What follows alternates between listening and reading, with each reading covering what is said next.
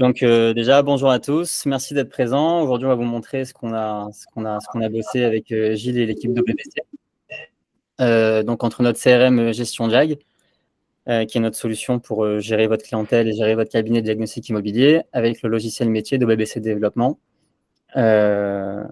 histoire de créer vraiment quelque chose de simple, un outil tout en un, qu'on va vous présenter. Donc, moi, c'est Noam Zakdoun. Donc, je suis le cofondateur de Gestion Diag, Gilles de OBBC. Je vais commencer par me présenter l'entreprise. On va revenir là-dessus. Évidemment, il y a une offre pour tous les clients OBBC qui veulent être clients Gestion Diag avec 3 mois offerts. Et tous les clients de Gestion Diag à qui j'invite chaleureusement de rejoindre OBBC avec 3 mois gratuits chez OBBC. On va y revenir tout à l'heure.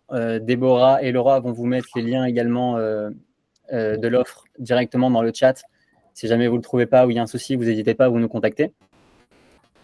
Je commence par me présenter la société Gestion Diag, ensuite ce sera Gilles. Et avant de présenter la société, je vais bien sûr me présenter moi. Donc je m'appelle Noam Zakdoun. J'ai 31 ans le 13 juin bientôt. Je compte sur vous pour me le souhaiter le moment venu. J'ai créé une société de diagnostic immobilier en 2016 avec mon cousin et mon associé. Donc déjà une entreprise familiale. Donc en 2016 sur Paris. Ça se passait très bien. En fait, moi, je m'occupais de la partie administrative. Clairement, j'étais la secrétaire. Je m'occupais des réclamations, du SAV, de la comptabilité, vraiment toute la partie administrative, relecture des dossiers, etc. Mon associé, lui, toute la partie commerciale, prise de rendez-vous, gestion des problématiques terrain. Et il y a un jour où le téléphone a sonné et on était angoissé parce qu'on n'avait plus de dispo. On s'est dit, mais c'est pas normal. C'est pas normal d'avoir peur de prendre un rendez-vous. Parce que je vous apprends rien, mais un client, ça prend du temps. Il faut bien s'en occuper, et surtout dans notre métier, c'est pas comme vendre une formation en ligne ou acheter une machine à laver. Si on se plante, ça peut coûter très cher à l'entreprise. Et on s'est dit, il faut qu'on trouve une solution. Donc, certes, recruter du personnel, ça aide, mais lorsque le personnel n'est pas là, on se retrouve à bosser le soir, les week-ends, et c'est pas une hygiène de vie rêvée en tout cas. On a regardé ce qui se faisait sur le marché comme solution, on n'a pas trouvé chaussure à notre pied, on n'était pas pleinement satisfait. On s'est donc un peu mouillé, on a créé notre propre solution. On a eu la chance de le faire juste après le Covid, donc pendant l'explosion immobilière. On a eu une très belle croissance et sans ce logiciel, je pense qu'on aura peut-être même changé de métier carrément. Et en avril 2022, on a décidé de mutualiser la solution et de permettre à tous les cabinets de pouvoir l'utiliser. Aujourd'hui, on a une 60aine de clients, que ce soit des indépendants, des cabinets, des multi-cabinets. Et on vous remercie tous les jours parce que grâce à vous, on a une vision d'ensemble qui s'élargit, qui s'ouvre. Et on essaye de traiter nos clients de la même manière qu'on les traitait dans le diagnostic immobilier. Moi, j'ai quitté la partie opérationnelle, ça fait presque 1 an maintenant. Donc, on a des groupes WhatsApp avec tous nos clients sur lesquels il y a moi, mon associé, 2 développeurs et également l'assistante de direction Déborah, qui, je fais coucou, qui est sur le Meet. Écoutez, j'espère... Ah, t'es là? Super. J'espère qu'il y en aura bientôt qui pourront également nous rejoindre. C'est tout pour moi pour l'instant. Je donne la parole à Gilles pour se présenter et ensuite on fera une démonstration concrète d'une prise de rendez-vous sur Gestion Diag avec la passerelle, la mission, comment est-ce qu'elle se réalise sur le logiciel et ensuite l'envoi du rapport. Merci Noam, belle présentation. J'espère que ça durera longtemps, comme nous, puisque nous, ça fait effectivement 30 ans, depuis 1994 que OBBC a été créé. Alors, on faisait au départ des logiciels pour Géomètre Expert, puisque en fait, je suis géomètre de base, ainsi que Christophe, Monsieur Brouillat, qui est aussi donc le co-gérant de la société OBBC. Et à partir des années 1997, on a créé, donc, quand la Carrez est apparue, on a créé donc, le logiciel qui s'appelait WinCarrez, donc très connu pour les anciens, entre parenthèses. Logiciel qu'on n'a pas abandonné, mais qu'on a fait un suivi avec WinDiagnostic en 2015. Voilà. Donc moi, je suis Gilles Garrier, donc le directeur de chez OBBC Développement. OBBC produit des logiciels pour diagnostiqueurs immobiliers, bureaux d'études, architectes, ainsi que pour Géomètre Expert, notre base. Les logiciels donc, sont spécialement conçus pour répondre aux besoins exigeants des professionnels de l'immobilier actuel. Notre logiciel vous assiste dans toutes les phases de notre activité, jusqu'à la livraison finale. Vous pouvez aussi bénéficier de mises à jour régulières et gratuites, ainsi que d'une assistance téléphonique gratuite. Effectivement, actuellement, on est un petit peu débordé à cause de l'audit et la sortie des nouveautés audit au 1er juillet. Voilà. Pour la partie diagnostic, nous proposons des logiciels comme le logiciel WinDiagnostic, qui vous permet de réaliser tous les diagnostics obligatoires pour la vente ou la location, ainsi que pour tout ce qui est avant-vente, avant-démolition, et bien sûr qui fonctionne avec Gestion Diag. Voilà. Oui, un petit clin d'œil. Nos logiciels intègrent toujours aussi un module de schéma ou de plan. Alors, nous avons également aussi le logiciel de DPE et d'audit, qui réalise donc tous les audits réglementaires classiques, ainsi que le réglementaire incitatif, l'audit volontaire et le DPE projeté. Voilà. Qu'est-ce qu'il y a d'autre Oui, bien sûr, le logiciel WinDPE et l'audit et le module audit sont bien sûr certifiés par la DHUP ainsi que l'ADEME. Voilà. Après, nous proposons d'autres logiciels comme de plan. Et actuellement, ce qui fait fort aussi, c'est le logiciel de DTG et de PPT qui sont souvent demandés. C'est une suite logique aussi de l'audit réglementaire. Voilà. Nous avons aussi des logiciels de copropriété, d'assainissement, de piscine, d'études de sol, etc. Voilà, Noam, pour moi. Je te laisse continuer. Ça marche. Alors, ce que je vous propose, ok. On va rentrer un peu dans la découverte de Gestion Diag. Clairement, à quoi est-ce que ça ressemble pour ceux qui ne connaissent pas. Ça va prendre à peu près 10 minutes. Et ensuite, on va faire une prise de rendez-vous en ligne qui va nous permettre vraiment de regarder comment est-ce que ça fonctionne. Donc là, on est sur... c'est un visuel un petit peu de l'onglet Gestion Diag de ce qu'on vous propose.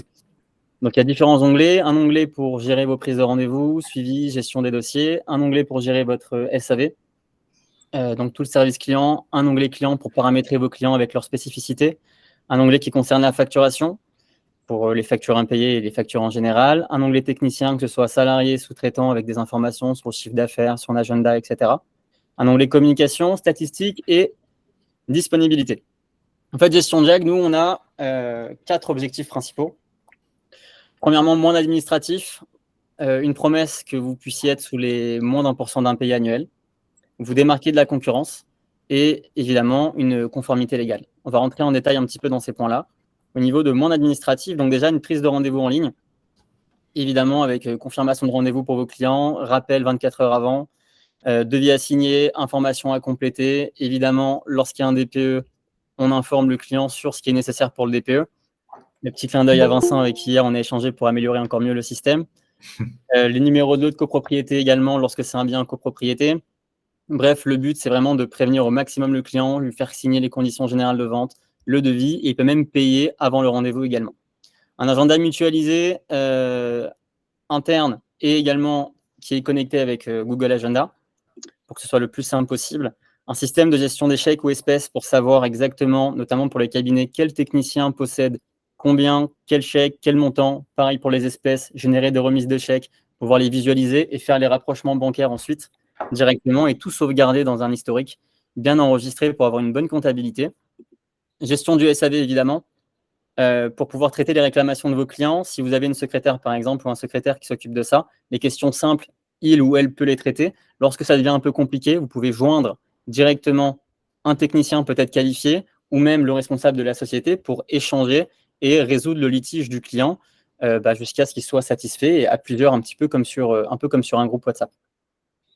Également, dossier complet filtré et relance automatique des dossiers incomplets. Donc, en fait, sur l'onglet Gestion Diag, en un coup d'œil, vous savez exactement quels sont les dossiers qui sont prêts à être envoyés. Vous avez toutes les informations nécessaires à la bonne réalisation du diagnostic.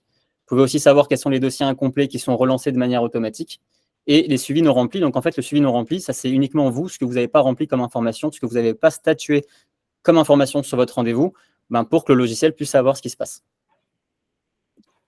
Ensuite, des statistiques par graphique et tableau pour en un seul coup d'œil, donc vraiment connaître la santé financière de votre entreprise et la fameuse passerelle avec OBBC qu'on va regarder ensuite en direct, en démo, en live.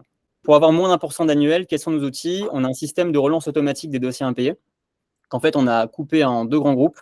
On a d'un côté les particuliers et les professionnels et d'un côté les clients VIP. En fait, la différence, c'est quoi? C'est que les particuliers professionnels, vous allez les relancer sur les impayés et sur les dossiers qui sont incomplets. Alors que les VIP, uniquement sur les dossiers incomplets parce qu'ils sont censés être vos meilleurs clients, les clients avec lesquels vous avez des accords commerciaux, vous n'avez pas besoin de les relancer. Ils vont recevoir une fois par mois leur récapitulatif de facturation avec l'ensemble des factures qui vous doivent.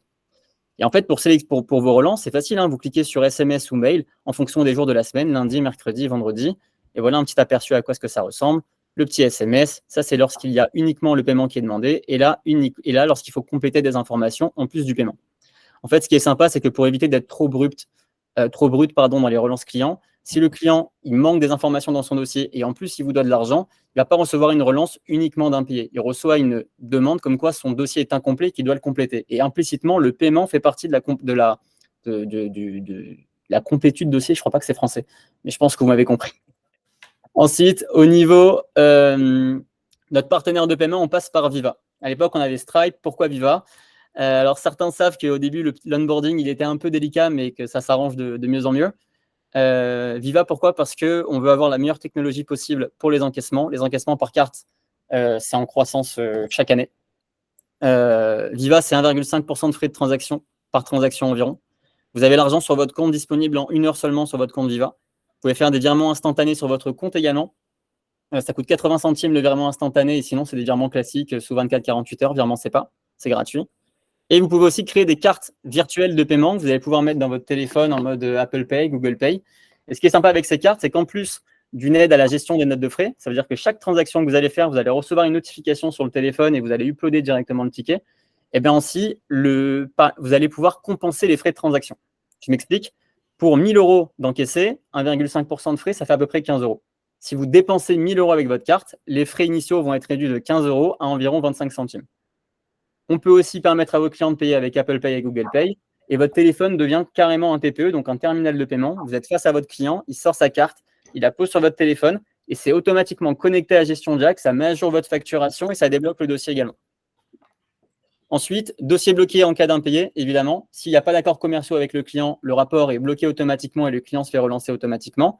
Mais si jamais vous voulez débloquer le rapport pour X ou Y raison, vous pouvez le faire soit pour l'apporteur d'affaires, soit pour le propriétaire, enfin pour tous, propriétaires et apporteurs d'affaires. On peut même envoyer le diagnostic par SMS, on peut décaler l'envoi des rapports, et on a un système optionnel qui génère automatiquement l'état des risques et pollutions. Ça, c'est en option, on le vend 1 € hors taxe, le RP, ce n'est pas obligatoire, mais si vous voulez l'utiliser, c'est absolument possible. Ensuite, se démarquer de la concurrence. Comment ? On est sur un marché qui est tendu.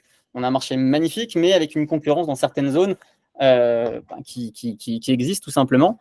Et de quelle manière est-ce qu'on peut se démarquer ? On vous propose par exemple de personnaliser vos prises de rendez-vous en ligne à l'image de votre société. On est à l'ère du branding, de marque, donc vraiment asseoir son image de marque. Et le fait d'avoir une prise de rendez-vous qui correspond vraiment à votre entreprise, aux couleurs de votre société, ça vous différencie et ça assoit vraiment votre réputation. On vous permet aussi d'avoir une application mobile disponible Gestion Jag, que ce soit pour vous, vos techniciens également, ils vont avoir accès à tous leurs dossiers, leurs réclamations, donc en fait uniquement les informations qui les concernent, mais aussi pour vos clients qui auront accès à tous leurs dossiers sur leur application Gestion Jag, prise de rendez-vous, devis, etc. On va le voir juste après. On vous permet aussi de faire des campagnes d'emailing à vos clients. Alors là, la différence, c'est que c'est du marketing qui est ciblé.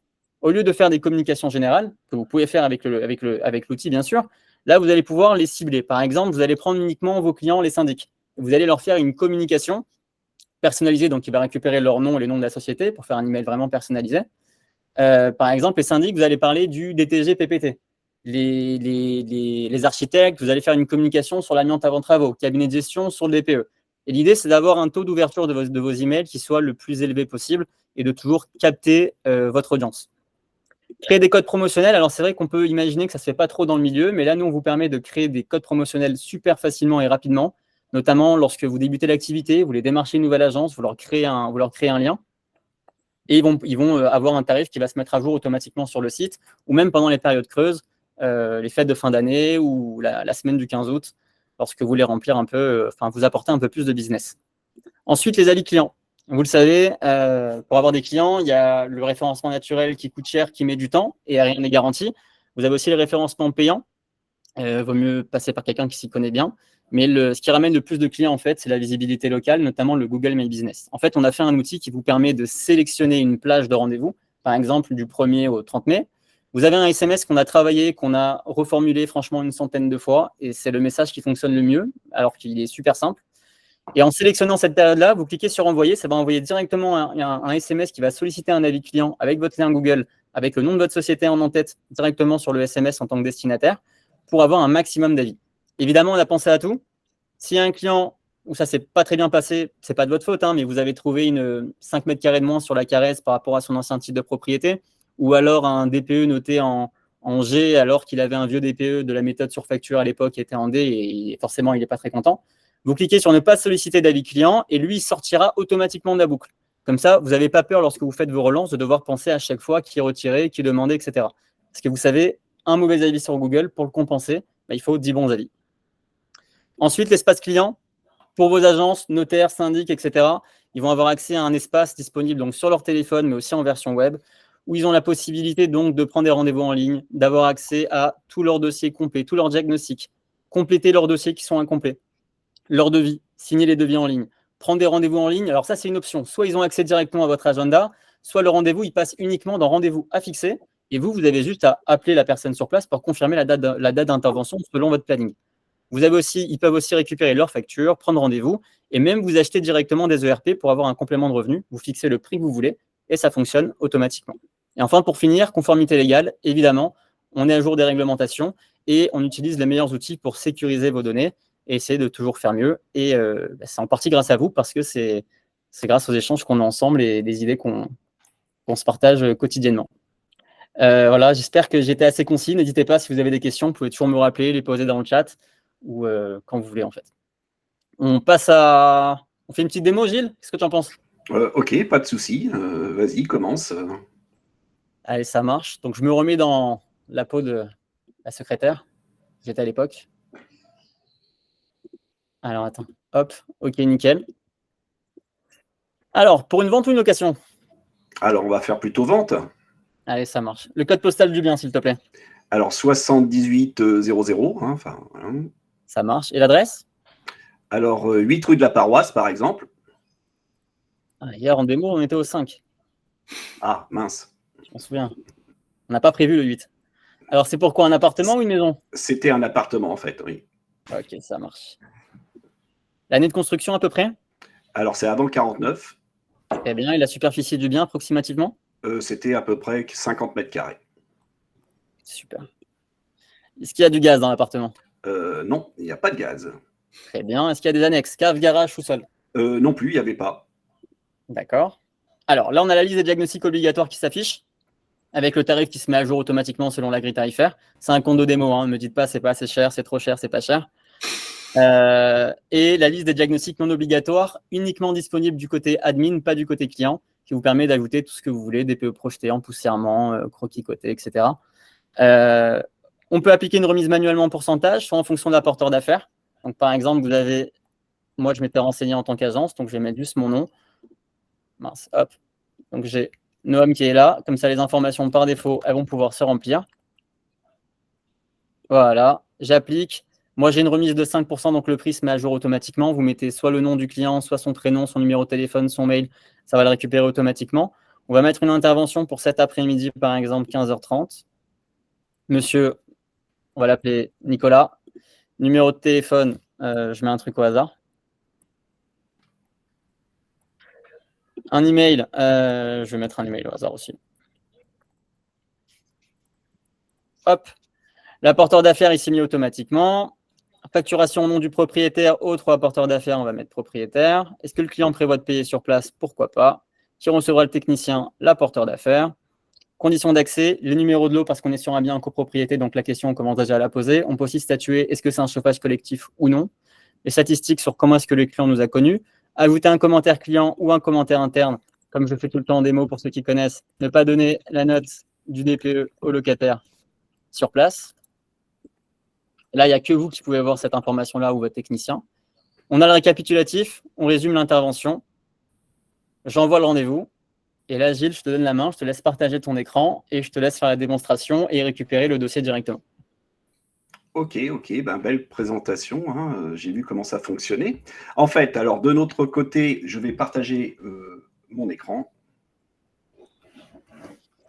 Voilà, hop. Donc, mon écran apparaissant. Donc, maintenant, une fois que Noam a fait effectivement sur la plateforme le dossier, nous allons le récupérer ici directement dans notre produit, qui est WinDiagnostic. Alors, on va créer un nouveau dossier. Donc, il faut d'abord créer un nouveau dossier chez nous, donc avec le bouton nouveau, hein. J'ai vu qu'il y avait plusieurs clients déjà présents sur ce webinaire. Donc, ici, on va mettre un nom de dossier. Donc là, par exemple, présentation 001, hein. Alors, c'est pas parce qu'on fait on met un nom que l'on peut pas le modifier ou le compléter, hein. On pourrait mettre Noam, par exemple. Je vais faire le bouton enregistrer. Voilà. Donc là, on vient de créer un dossier. Et c'est maintenant qu'on va les récupérer donc avec notre passerelle Gestion Diag, qui se trouve en haut, hein, dans le menu ici en haut, Gestion Diag. Je clique ici. Automatiquement, il y a un nom de technicien qui se met là. On peut le changer, hein, c'est-à-dire que chaque technicien aura droit à sa passerelle, hein. Donc, chaque technicien peut voir ses propres dossiers. Donc là, je vais prendre Gilles au BBC. Alors bon, nous, on a mis notre email hein, ici perso avec un mot de passe. Donc là, il y aura un mot de passe à mettre et vous faites se connecter. À ce moment-là, automatiquement apparaît donc tous les dossiers faits sur la plateforme Gestion Diag pour ce technicien. Donc là, je vois apparaître là 8 rue de la Paroisse. Hein, tout à l'heure, effectivement, hier, on avait pris pour la démo 5 rue de la Paroisse. On va donc prendre le 8 rue de la Paroisse.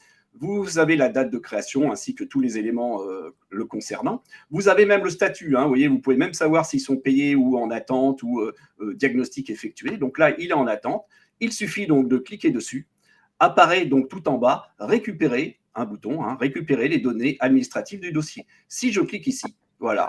Attention, alors là, il y a un petit message. Hein, donc là, c'est pour vous confirmer que vous récupérez bien les données. Vous faites OK, OK. On pourrait, si on s'est trompé, resélectionner un autre dossier et le récupérer. Mais là, c'est déjà fait. Je quitte la fenêtre et maintenant, effectivement, dans notre soft, vous avez donc les données hein, dans la partie donc administrative hein, qui concerne toute cette première page. Hein, soit on descend avec le scroll vers le bas, hein, comme dans un Word, soit avec la molette de la souris, ou alors vous avez des raccourcis en haut. Hein. Ici, on peut aller directement à la mission, ici au demandeur. Et on s'aperçoit qu'effectivement, donc c'est monsieur Fabien, 8 rue de la Paroisse, donc dans les Yvelines, ici. Voilà, donc il y a plein de données qui sont apparues. On n'avait peut-être pas, avec Noam, complété entièrement ce dossier. Et maintenant, on peut faire donc toute la partie technique chez nous. Alors, la partie technique, ce n'est pas la première page. Tout se trouve en haut, les boutons. Par exemple, ici, vous avez donc tous les diags de plomb, donc le crêpe, le drip, l'avant-travaux. Dans les amiantes, vous avez donc l'amiante avant-vente, le DAPP, vous avez donc l'avant-démolition totale, hein, alors ça c'est le total, hein. Vous avez le DTA, dossier technique amiante, donc tout ce qui est fiche d'évaluation, examen visuel, donc c'est l'amiante après travaux, le HAP, c'est tout ce qui est les goudrons hein, dans les bitumes, l'amiante dans les bitumes, et le fameux RAT, donc le RAT, l'avant-travaux partiel. Ensuite, on a tout ce qui est termites et parasites, hein, ou champignons lignivores et autres, le fameux DPE. Alors, le DPE est décliné en plusieurs DPE, hein, mais c'est quand on clique sur le bouton. Le gaz, l'électricité, le RP, la caresse, donc tout ce qui est plan et autres, hein, et des autres diagnostics. À ce moment-là, là, pour ce dossier, on va juste faire un petit plan. Pourquoi? Parce qu'on va voir le retour en fait hein, du dossier dans Gestion Diag, hein, d'un rapport, et on va s'accorder à faire juste ce qu'on avait décidé, hein, Noam, je crois, c'était le plan. C'est ça. OK. Donc là, je vais aller dans le plan, hein, je clique sur le bouton plan, et on va faire le descriptif directement à partir du plan. Hein. Alors là, c'est pour sélectionner en fait la taille de votre plan. Généralement, on prend 50 sur 50, hein, ça fait déjà un beau plan. Les petits points, c'est en fait 1 mètre sur 1 mètre. Hein, c'est pour donner une échelle de valeur. Hein, et vous avez ensuite des petits points tous les 20 cm.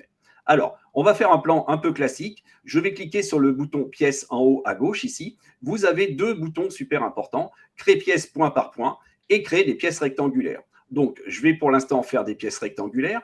Je mets une épaisseur de trait. En fait, là, vous choisissez l'épaisseur de trait et la couleur. Je vais laisser en noir. Et là, je vais faire donc, je tiens le doigt de la souris appuyé. Je vais faire donc, par exemple, une pièce, un séjour de 4 mètres de large par 6 mètres de haut. Je relâche le doigt. Alors ici, il vous propose, avec des touches rapides, la sélection du nom. Hein, on pourrait mettre entrée, salle à manger. Hein, donc ça, c'est les touches rapides. Vous avez des annexes, hein, donc des boutons de pièces annexes et des boutons de tertiaire. Ou sinon, bien sûr, vous avez toute la liste ici à sélectionner. Donc, j'ai dit un séjour et je fais valider. Voilà. Et je vais faire donc peut-être ici une petite chambre. On va aller quand même assez vite. On va faire une chambre. Je vais faire aussi une salle d'eau, par exemple. Donc, salle d'eau ici, voilà. Et une petite entrée ici. Voilà, je fais entrer. Je valide. Alors, pour compléter ce descriptif et pour aller plus loin, on peut mettre des portes. Alors, le bouton porte étant ici, je clique sur le bouton porte et vous avez les boutons porte. Alors, il y a plein de boutons de porte, hein. Il y a des ouvertures, ouverture totale, des portes de garage, des portes sans battant, des portes extérieures ou intérieures. Alors, quelle est la différence entre des portes extérieures et intérieures? C'est que tout simplement, les portes extérieures vont compter pour la loi Carrez, si je les insère. Alors, ce n'est pas une obligation, hein. On peut aussi changer la couleur en cliquant sur le petit carré rouge, là. Je vais prendre une porte extérieure. En haut, si vous faites le DPE, vous pouvez mettre une taille, alors, ou si vous livrez un plan côté, hein. Donc ici, par exemple, je vais mettre une taille, imaginons 75, et vous avez une hauteur de porte aussi ici. Il suffit d'approcher, voyez, donc, hop, un coin de pièce, j'arrive dans l'entrée, et là, si la flèche se trouve vers l'extérieur, le battant ira vers l'extérieur. Si je le mets à l'intérieur, il apparaîtra à l'intérieur. Je clique, et c'est là que, comme j'avais pris une porte extérieure, il peut vous demander le type de porte, si vous voulez continuer pour faire le DPE. Alors là, on a toutes les questions, hein, de la méthode 3CL, hein, donc porte en bois opaque pleine. On pourrait mettre largeur du dormant en 10, au nu intérieur, au nu extérieur ou en tunnel. Enfin, pour ceux qui connaissent le DPE, ils savent de quoi je parle. On n'est pas obligé d'utiliser. Moi, là, je l'ai fait, hein, parce que je l'ai mis, j'ai rentré les données. Je quitte et ça y est, maintenant, il connaît effectivement cette porte pour le DPE. Alors là, voulez-vous changer le sens d'ouvrant de la porte, hein, ici, on peut le faire, oui, il change le sens de l'ouvrant. Je vais mettre maintenant des portes intérieures, donc je reclique sur le bouton porte, je clique sur le bouton du bas, porte intérieure. Alors en haut, je vais laisser 70, hein, et là, je vais mettre une porte intérieure, donc ici dans la chambre. Je peux changer le sens d'ouverture. Allez, on va en donner une dans le séjour et une qui va dans la salle d'eau. Voilà. On peut aussi, pour finir ce descriptif, pour continuer, je vais mettre une fenêtre. Alors, toujours pareil, on peut mettre des fenêtres coulissantes, des fenêtres sur pièce classiques, des fenêtres de toit. Alors, les codes sont ici, les fenêtres de toit, hein. Donc, si je prends une fenêtre sur pièce, on peut mettre donc là la taille de la fenêtre. Donc là, on va prendre du 120 par 120. Et je peux, vous voyez, il suffit d'approcher une pièce et j'en mets une dans la chambre. Imaginons que j'ai une fenêtre de 2 mètres ou une porte-fenêtre, par exemple, de 2 mètres. Allons-y, on va mettre 2,15 m ici dans le séjour et peut-être une petite fenêtre de 50 par 45 dans la salle d'eau. Voilà, je la mets dans la salle d'eau. Il y a 2 boutons super importants. Le bouton retour, hein, si on s'est trompé, on peut revenir en arrière. Ou sinon, vous avez le bouton stop. Ça, c'est pour arrêter toutes les fonctions en cours, hein, ici. Pareil, hein, quand vous prenez le clic de la souris, vous laissez le doigt appuyé, vous avez un zoom dynamique, hein, aussi. On va mettre, pour finir, par contre là, pour finir donc le descriptif, les lettres plomb. Je clique sur le bouton lettres plomb. On peut les faire en manuel, hein, mais bon, moi je préfère automatique, c'est-à-dire je clique sur le bouton automatique. Quand je suis dans une pièce, par exemple la chambre, vous voyez, hop, il me demande avec la petite pastille verte où se trouve la lettre A. Alors là où il y a la porte, hein, par rapport à la norme, je clique ici et vous voyez, ça met A, B, C, D. Si je vais dans le séjour, maintenant j'ai ma souris bien dans le séjour, hein, je clique là où il y a la porte, A, B, C, D. Et ainsi de suite sur chaque pièce. Alors généralement dans l'entrée, on prend plutôt la porte d'entrée pour faire le A. Voilà. Le bouton stop pour arrêter ma fonction. Alors, pour du visuel, on peut faire aussi peut-être un petit mur extérieur. C'est le premier bouton ici en haut, un trait mur extérieur, où on va mettre donc une épaisseur de trait, par exemple, de 10, et on peut changer la couleur. Là, je vais cliquer donc dans contour, hein, sur la petite image en noir, et je vais peut-être mettre du gris, allez, du gris classique. Je fais OK. Et à ce moment-là, je vais faire tout simplement le tour du bien. Alors, soit je reviens de l'origine d'où je suis parti, soit je fais terminer pièce. Voilà. Et maintenant, on a fait donc un petit plan. Voilà pourquoi j'avais pris une taille de 4, hein, pour les épaisseurs de mur, parce qu'on a l'impression que ça fait des petites cloisons. Pour le descriptif, hein, pour faire notre plomb, hein, je vais cliquer sur le bouton descriptif. Si je clique dans une pièce, automatiquement, il me donne le descriptif de la pièce. Et si je peux décliner, par exemple, ici, vous voyez, fenêtre, on s'aperçoit qu'on a pris aussi les fenêtres extérieures et les bâtis. Si vous voulez prendre les embrasures ou autres, hein, il suffit donc de resélectionner. Alors, soit vous pouvez le prendre ici, hein, directement, le substrat, bon, on ne va pas mettre du crépi, hein, on va mettre plutôt du ciment, par exemple, et on peut mettre le revêtement. Alors, soit on peut le faire, par exemple, ici, alors là, je vais mettre peinture, soit on peut, si on le souhaite, directement le mettre avec les petits boutons sur le côté. Vous voyez, en haut, il y a marqué sol. On n'a pas mis de substrat parce qu'on ne connaissait peut-être pas, hein. J'ai mis sol. Je pourrais mettre ici un substrat de ciment et un revêtement. Alors là, on avait mis carrelage, hein, mais on peut changer, hein, voilà. Mais bon, là, je vais mettre carrelage et je fais le bouton ajouter. Et vous apercevez qu'au sol, il a mis ciment, carrelage. Et on peut faire le descriptif comme ceci de partout. Si je clique dans le séjour, il me redonne automatiquement le descriptif. Il a trouvé automatiquement les fenêtres, les portes et ainsi de suite. On pourrait même récupérer le descriptif d'une autre pièce qu'on a déjà faite, par exemple la chambre ici, pour la remettre automatiquement dans cette pièce. Alors je quitte. Voilà, donc là, je peux faire le descriptif de tout. En fait, je vais juste dedans. Là, je ne vais pas tout changer. Je quitte. Voilà, on a fait le descriptif effectivement de ce petit appartement, 8 rue de la Paroisse. Je peux donc valider maintenant ce descriptif et ce plan, je le valide ici, dans tous les diags que je souhaite. Alors, comme on a dit qu'on faisait que le plomb, je vais prendre donc ici le plan, constat des risques d'exposition au plomb. On peut effectivement ignorer les planchers et les sols. Il y a certains diagnostiqueurs qui ne veulent pas mettre les sols et les planchers dans le plomb. Et on peut aussi, si on le souhaite, mettre des mesures aléatoires, inférieures au seuil, bien sûr.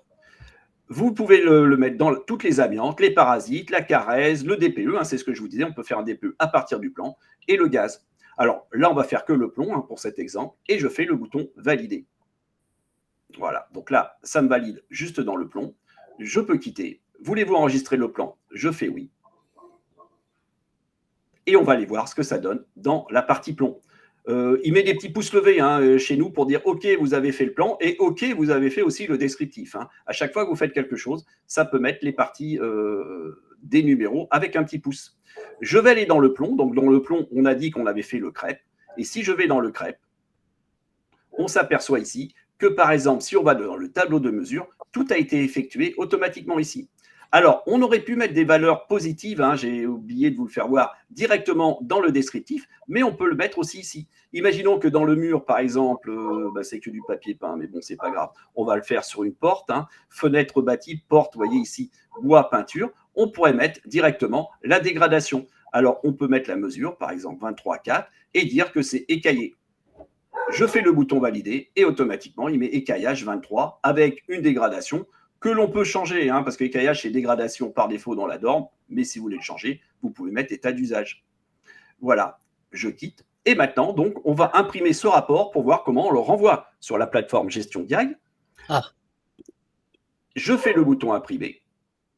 Ici, vous sélectionnez ce que vous souhaitez, donc carèse, tous les diagnostics que vous voulez. Je fais donc, par exemple, constat des risques d'exposition au plomb. Je pourrais choisir plein d'autres choses. Là, on va s'arrêter à celui-ci.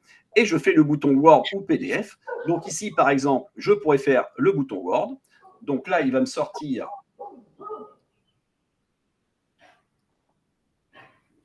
Alors. Voilà, donc là, il m'a sorti sur le bon écran alors, hop, je vais quand même quitter ça. Voilà, mon rapport plomb. Voilà, le rapport plomb qui a été effectué. Donc, ça, c'est notre modèle à nous. N'oublions pas que tout est modifiable chez OBBC au niveau des rapports. Donc là, effectivement, il a bien sorti tous les tableaux de mesure. Donc là, avec la mesure positive, état d'usage sur notre porte. Voilà. Et il a effectivement, alors là, il a mis une signature, il a fait aussi notre petit plomb, comme notre petit plan avec toutes les lettres automatiquement. Voilà. Et Gilles, je te coupe. Tu m'avais dit également que les rapports sont personnalisables, c'est bien ça? C'est ça. Les rapports sont effectivement entièrement personnalisables. Il suffit, donc je quitte pour l'exemple, il suffit d'aller dans Aide courrier ici, chez nous. Vous avez donc tous les rapports qui sortent ici. Alors, vous avez soit les documents principaux, c'est-à-dire tout ce qui est vente et location, ou alors tous les documents. Il y en a 250, ce qui fait peut-être un peu beaucoup, mais il y en a plein qu'on ne se sert pas énormément. Mais sinon, vous avez donc tous les documents principaux ici. Il suffit donc de cliquer sur « Modifier en tête et pied de page ». Avec ces boutons-là, on peut même changer la couleur automatique de tous les diagnostics. Si je sélectionne les carèses et que je veux du vert, je pourrais faire valider la couleur et automatiquement, ça mettrait du vert dans la carèse et la boutin. Tous les titres seraient changés automatiquement. Voilà, on peut le faire au fait en automatique aussi. Ouais, super ça. Voilà. À ce moment-là, on peut donc renvoyer notre rapport dans Gestion Diag. Toujours la même chose, on clique en haut dans le menu Gestion Diag ici. On peut choisir le technicien. Bon, là, il a repris le technicien qu'on avait mis au début. Il reste logique, mais on pourrait changer le technicien, pourquoi pas. Ou peut-être un secrétariat aussi. Et je fais se connecter. Automatiquement, il remet les dossiers de la plateforme Gestion Diag pour ce technicien. Il suffit de sélectionner le dossier en question, par exemple celui-ci. Et je fais donc, alors là, un petit peu en dessous, vous voyez, déposer un rapport sur Gestion Diag. Je clique ici. Vous sélectionnez donc ce document-là. Après, il pourrait se trouver ailleurs, hein. Nous, on le met automatiquement dans le dossier, hein, qu'on a créé, de présentation 001, et je fais ouvrir. Et voilà. Donc là, normalement, Noam, tu devrais voir apparaître sur ta plateforme, enfin, dans ce dossier-là, le document. Ça marche. Alors, regarde, je reprends la main et je Vas-y, regarde exactement ce qui apparaît de notre côté. Fais-nous voir ça. Alors, paf, on était ici. Ok, nickel. Donc déjà, tout à l'heure, évidemment, lorsqu'on a confirmé le rendez-vous, le client, il a reçu le petit email que je vous ai montré tout à l'heure, que je vous ai illustré. Le client, il pouvait signer son devis, etc. Il a également en pièce jointe l'intervention et les conditions générales de vente. Mais là, ce qu'on veut regarder, c'est ce qui a été envoyé directement sur la plateforme. Donc, on repart sur notre rendez-vous. Évidemment, là, on est sur un compte de démo. Si on était dans le cas réel, le dossier, il aurait pu apparaître dans le dossier prêt à être envoyé. Il faut imaginer que le technicien, lorsqu'il arrive sur place, il clique ici, il va directement à son rendez-vous avec Waze ou Google Maps, en fait, ce qu'il préfère. Il a vraiment donc ici toutes les informations concernant son rendez-vous. Dans son suivi d'intervention, il va mettre le mode de règlement. Si c'est payé par carte bleue, ça se met automatiquement. Il peut mettre aussi le numéro de chèque, par exemple. Les numéros de lot, si le client les a déjà renseignés avant, eh ben, ils apparaîtront ici directement. On va imaginer qu'il les a reçus sur place. Chauffage collectif ou non, on va faire simple, on va mettre non pour l'instant. La facture, elle se génère automatiquement. On peut aussi l'envoyer directement au client. On a le petit commentaire interne qu'on a vu. Et si le client vous dépose des informations, vous le récupérez ici directement. Là, c'est vrai que pour la démonstration, là, on a déjà réalisé le diagnostic. Mais si en vérité, chronologiquement, le diagnostiqueur, donc il arrive sur place, il fait son diagnostic, il fait son suivi d'intervention, il génère sa facture ici. Et une fois que le rapport est prêt, il arrive directement ici. Et là, on voit que le dossier, il est déjà là. Pourquoi? Parce qu'il a été envoyé directement par Gilles depuis sa plateforme, depuis son logiciel métier, tout simplement. Donc là, ensuite, il suffit juste soit de cliquer ici, de visualiser le rapport pour être sûr qu'on n'a pas fait une bêtise, que tout va bien. Ou alors, on clique ensuite directement ici, envoyer le dossier par email. On peut aussi l'envoyer par SMS. On a également le RP qui se génère automatiquement. Et je vais vous montrer exactement à quoi ce que ça ressemble. Donc là, le dossier, il a bien été envoyé. Je vais vous partager un autre onglet. Hop là.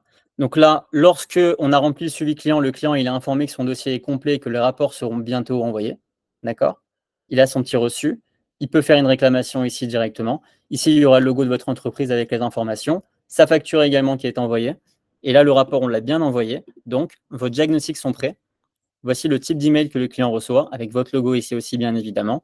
Il peut télécharger ses rapports, visualiser directement, obtenir de l'aide en faisant une réclamation. Il peut aussi vous noter sur Google. Donc, en fait, pour Google, on a fait plusieurs petites apparitions. Ce qui va se passer, c'est quoi? C'est que, évidemment, si la personne, elle reçoit une bonne note, donc plus que 4 sur 5, elle va être redirigée directement sur votre page Google.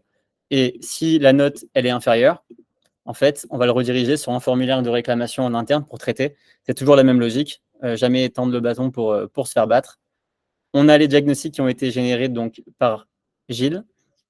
Ici, le PDF, du plomb, la facture qui a été générée automatiquement, qui a été acquittée, avec évidemment la remise incluse pour être conforme à la répression des fraudes, et l'état des risques et pollutions qui a été généré automatiquement. Vous pouvez aussi ajouter par défaut votre attestation d'assurance ou toute information que vous jugez utile. Pour faire la petite réclamation, c'est ici, ça se fait assez facilement. Écoutez, je pense qu'on a fait le tour. Je repars ici.